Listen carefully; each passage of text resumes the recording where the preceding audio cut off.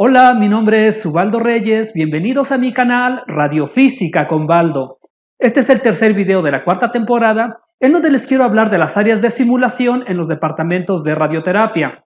El objetivo es que identifiquemos todos los componentes desde mi punto de vista y que también encontremos las diferencias con un servicio de diagnóstico. Así que, sin más preámbulo, comenzamos.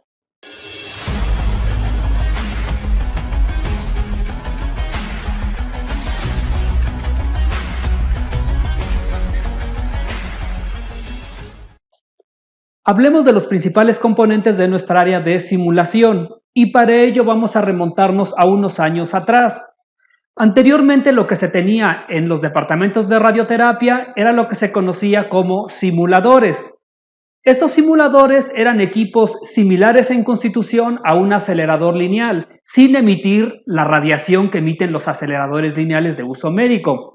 Pero lo que sí tenían es que los grados de libertad de estos simuladores eran similares a un acelerador lineal, de tal forma que inclusive la mesa la podías rotar, los grados de libertad de la mesa de este simulador era similar a la mesa del acelerador lineal. Lo mismo, contaba con un gantry que tú podías rotar y definir los ángulos en los cuales ibas a tratar al paciente, de tal forma que en ese simulador tú colocabas a tu paciente y podías determinar exactamente las rotaciones de la mesa, la rotación del gantry, la rotación del colimador y ahí marcabas el isocentro del acelerador lineal, de tal forma que estabas simulando como si el paciente estuviera en tratamiento con el acelerador lineal, sin ser el acelerador lineal.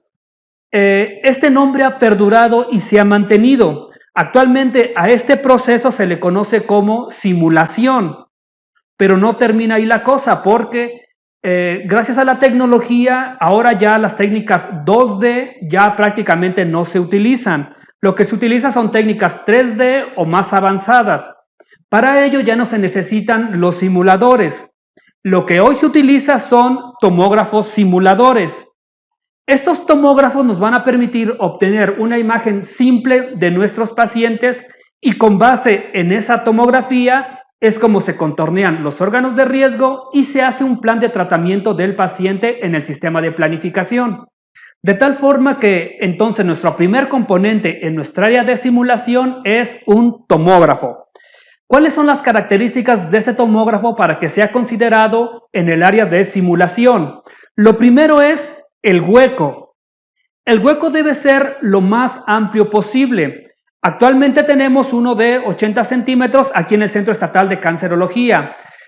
Un hueco pequeño dificultaría la simulación de los pacientes. Por ejemplo, pensemos en un paciente de cáncer de mama, por ejemplo.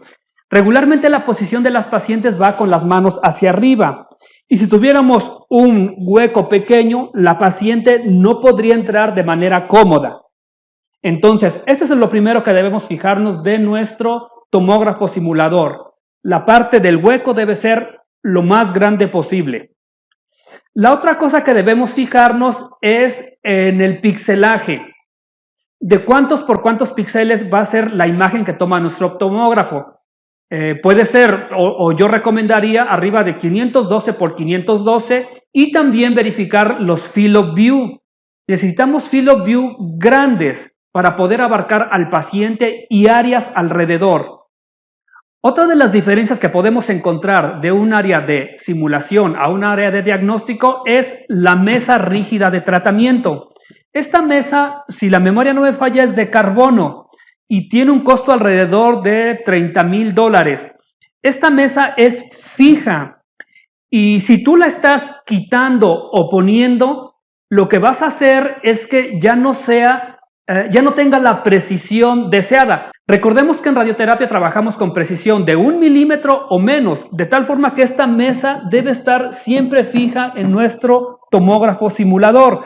Si se han fijado en diagnóstico, lo que se utiliza es esta mesa que es curva. Aquí no nos serviría. ¿Y por qué esta mesa es necesaria? Porque viene calibrada en donde puedes colocar los accesorios. Y esta mesa es similar a la que vas a tener en tu acelerador lineal, de tal forma que puedas hacer la reproducibilidad de los accesorios que montas aquí los puedas llevar al acelerador lineal sin ningún problema. Otra de las cosas que es muy importante es los láser externos de simulación. Para diagnóstico se utilizan regularmente los láser internos del tomógrafo, pero tenemos dos problemas principales. Lo primero es, estos láser internos no tienen tanta precisión. Recordemos, radioterapia, precisión menor a 1 milímetro. Y estos láser tienen precisión de 2-3 milímetros. Es decir, no están tan alineados, no es necesario. Si los ocupas para diagnóstico, no es necesario que los láseres sean muy precisos. Sin embargo, si los ocupas para radioterapia, tienen que estar bien alineados. El otro punto importante de los láser es que debes visualizarlos en un campo muy amplio, cosa que los láseres internos del tomógrafo no tienen. Regularmente solo puedes visualizar esos láser en un campo muy pequeño, en esta área. Pero eso no es suficiente. Recordemos que en radioterapia es importantísima la alineación del paciente. Y tú debes poder alinear al paciente aquí afuera.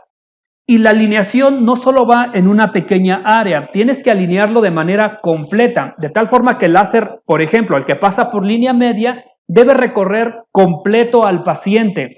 Y así te permite que los técnicos radioterapeutas puedan alinear al paciente en esta posición cómoda y no adentro del hueco del tomógrafo. Ahí está la importancia de los láser externos, no podemos prescindir de ellos. Estos láser externos te permiten también localizar el isocentro del equipo en los aceleradores lineales convencionales y también aquí en tomoterapia te permite dar la referencia al sistema de planificación en donde vas a alinear a tu paciente.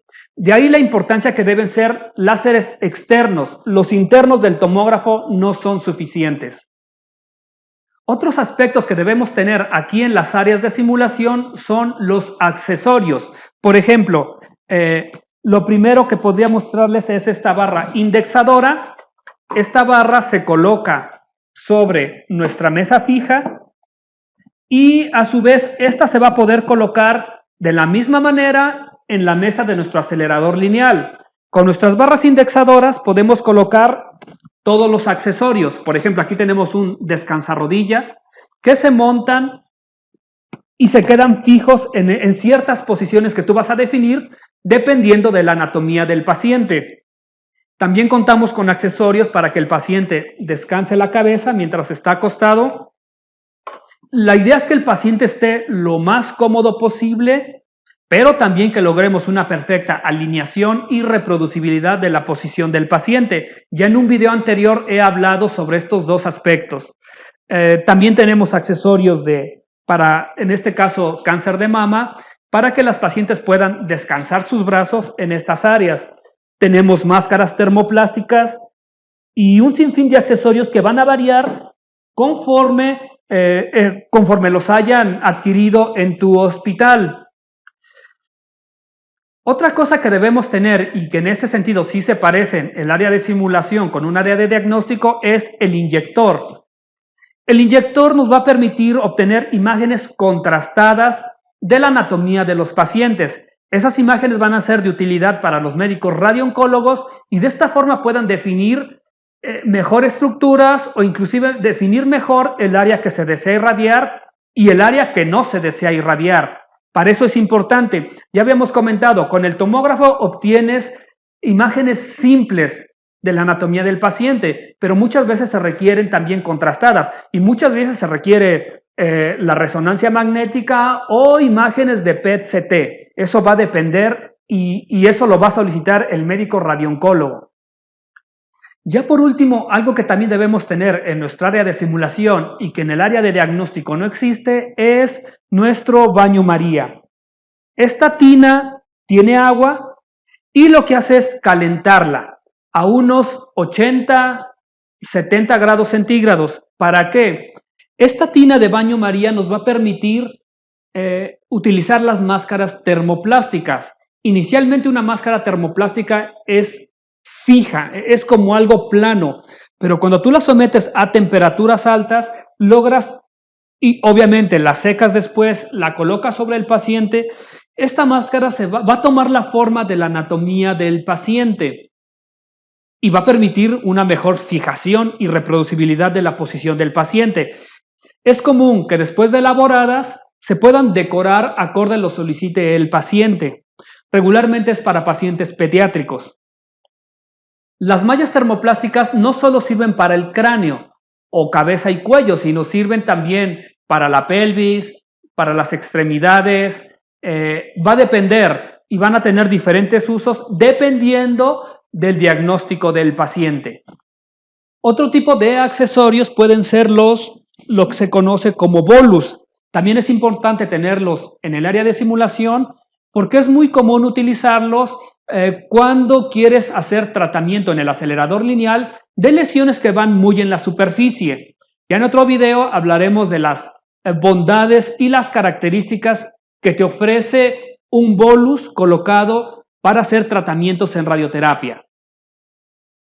Básicamente esas son las características de un área de simulación y yo espero que puedan encontrar las diferencias perfectamente entre área de simulación y área de diagnóstico. Otra de las cosas importantes es, en radioterapia estamos capacitados para atender pacientes que vienen a radioterapia, no a pacientes que vienen a hacerse un diagnóstico. Espero la información sea de utilidad. Compártala entre sus conocidos, denle like, suscríbanse al canal y nos vemos en el próximo video. Muchas gracias.